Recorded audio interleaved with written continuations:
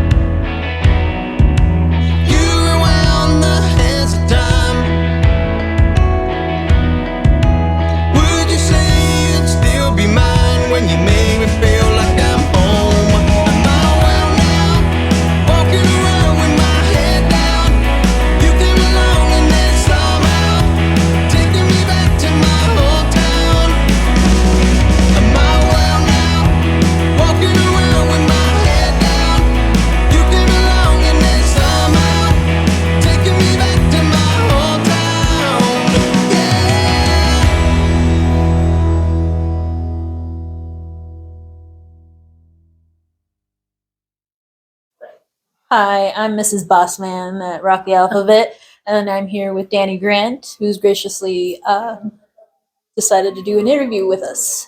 Danny. Hi. Yeah. Thank you for having us. Just a few questions we'd like to ask. Tell us about how Mishawaka came to be and what is the history? The Mishawaka has a very sordid history, and it's been in the news many, many times. If you go way back, it was homesteaded by a guy named Walter S. Thompson, who was an avid motorcyclist, and he was a musician and a music teacher. And he drove his motorcycle up here, and this spot stopped him in his tracks, and he was like, I hear music here. And so he decided to homestead it. He turned it into an apple orchard in order to do the homesteading, and then added the lodge, added the restaurant, and created the first stage up here, which was used for square dancing, and they did potluck dinners up here, and some of the old-time musicians from Fort Collins would come up on a regular basis to play up here. So that was the old history. From there There were the Freemans who owned the Mishawaka, who added the bar. And then it moved to Jimmy Core, who was probably the most prolific owner of the Mishawaka. He started with the stage outside, and he kind of created the national touring stop of the Mishawaka. So thank you to him for getting that started. From there, Robin Jones picked up the ownership. And that's where things get a little, on the sordid, like gray area of, I don't know if this is okay up in the canyon side. That's when hot tubs popped up. And then also he definitely had his own idea of what was right and what was wrong. He ended up being incarcerated for drugs and runaways up here. And he actually owed someone a bunch of money. Oh, wow. So the feds seized the Mishawaka from Robin Jones, but he didn't actually own it. So the owner kind of came out of the woodwork and said, that's my place. His name was Wayne Schrader from Schrader Oil. Oh, he had lent some money to Robin for an exchange on land deal.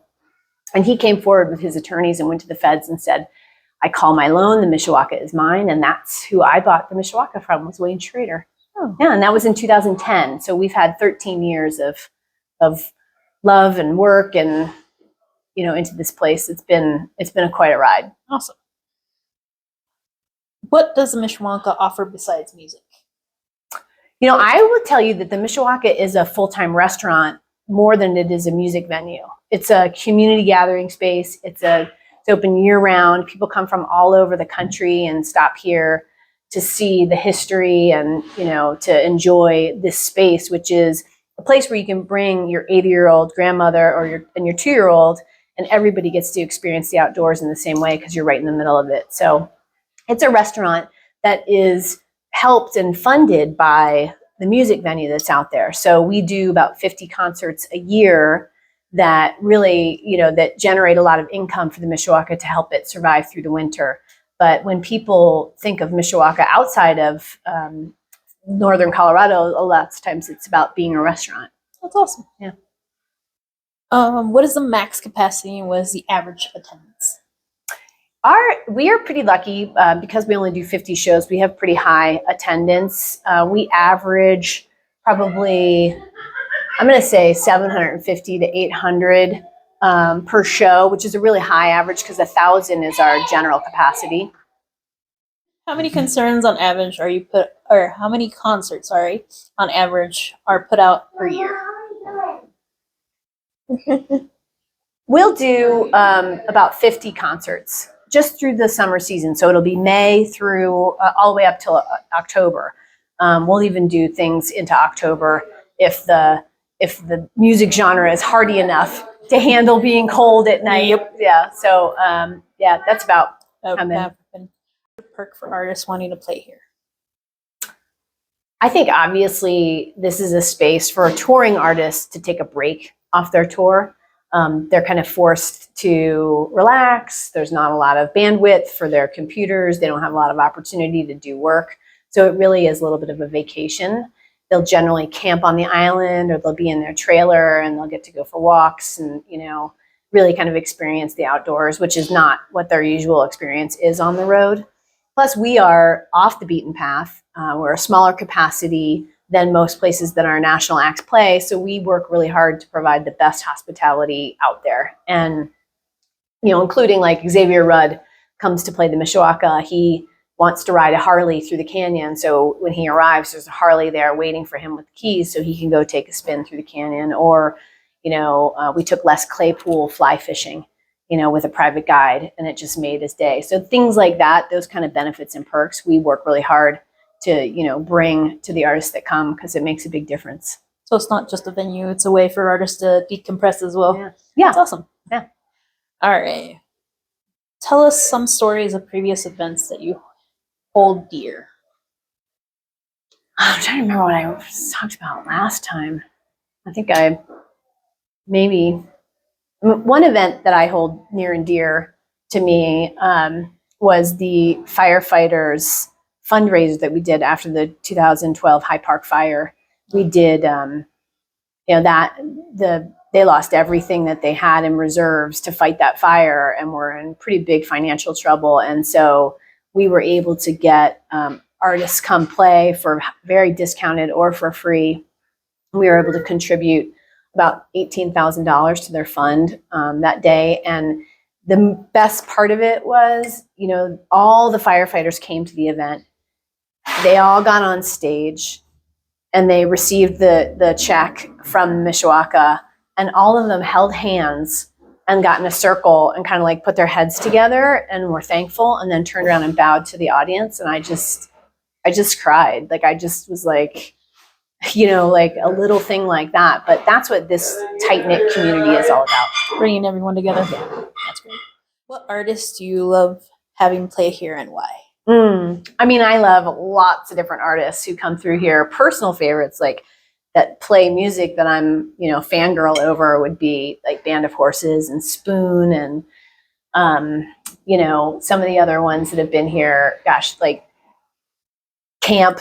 That was a great show. Trampled by Turtles was amazing. So I have lots of the ones that, you know, Fantagram was a really great show for me because I was just like singing every song.